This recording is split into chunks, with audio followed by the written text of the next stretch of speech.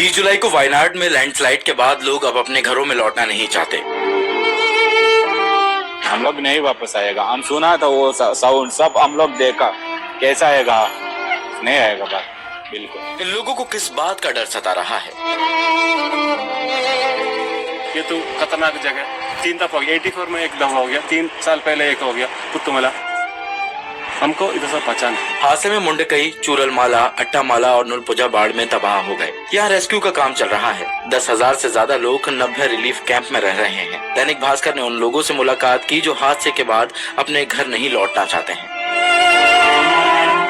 सबसे पहले हम चूरलमाला में मौजूद वेल्लारी माला बस्ती पहुँचे। हम इस समय चूरलमाला में उन्नी कृष्णन के घर के ठीक सामने खड़े हैं। उन्नी कृष्णन वही शख्स हैं जिन्होंने इस घर को बनाया है और आपको बता दें कि इस घर का उद्घाटन तकरीबन 1 महीने बाद होने वाला था और अब ये 1 फ्लोर तक कीचड़ और पानी में धंसा हुआ है। इसलिए अब वो इस घर को इसी तरीके से अबेंडन छोड़कर दूसरी जगह शिफ्ट होने की प्लानिंग कर रहे हैं। नया घर बनने की वजह से उन्नी कृष्णन किराए के घर में रह रहे थे। हादसे में बड़ी मुश्किल से उन्होंने अपने परिवार और अपनी जान बचाई। नए घर में वापस नहीं आने के सवाल पर वो बताते हैं, मुझे घर चाहिए, छोटा घर, इधर नहीं, इधर से पहचान।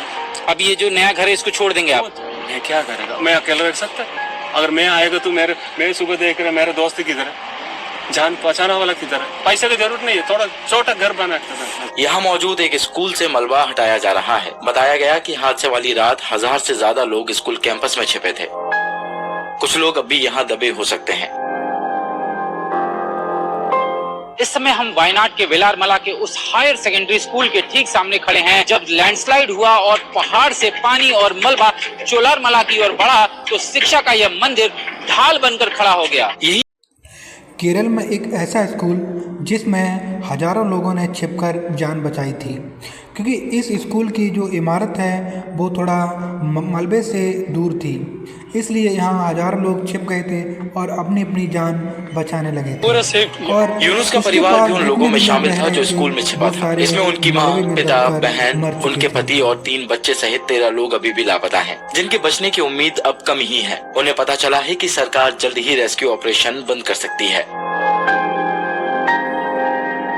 तो हमारा बॉडी मिलने के तक सर्चिंग कंटिन्यू होना चाहिए, वही हमारा रिक्वेस्ट। हमारे इमोशन भी कंसिडर करने का है, कंटिन्यू करने का है। मेपाडी के एक रिलीफ कैंप में मौजूद जमशेद रहमान से हमारी मुलाकात हुई। उनके परिवार के भी 14 सदस्य लापता हैं। इनमें एक 17 दिन का बच्चा भी है। जमशेद कहते हैं कि वो अब इस जगह पर वापस कभी नहीं आना चाहते हैं। इधर स्कूल नहीं है, रोड नहीं है, इलेक्ट्रिसिटी नहीं है, इधर अभी फ्यूचर नहीं है, सब चला गया। हम लोग, हमारा पीपल, हमारे फैमिली सब इधर इसके नीचे है, अभी तक नहीं मिला। केरल सरकार लैंडस्लाइड से प्रभावित लोगों के लिए पुनर्वास योजना शुरू कर रही है। इस पर हमने जिला पंचायत के अध्यक्ष शमशाद मलिक से बातचीत की। 350 से ज्यादा घर चूरलमाला और मुंडकई में बर्बाद हो गए हैं। हमारी मांग है कि सरकार इन विस्थापितों को नया घर बना कर दे। हमारे सामने चुनौती होगी कि इतने लोगों को कहाँ बसाया जाए, साथ ही लोगों को खतरे वाली जगह से भी हटाया जाए।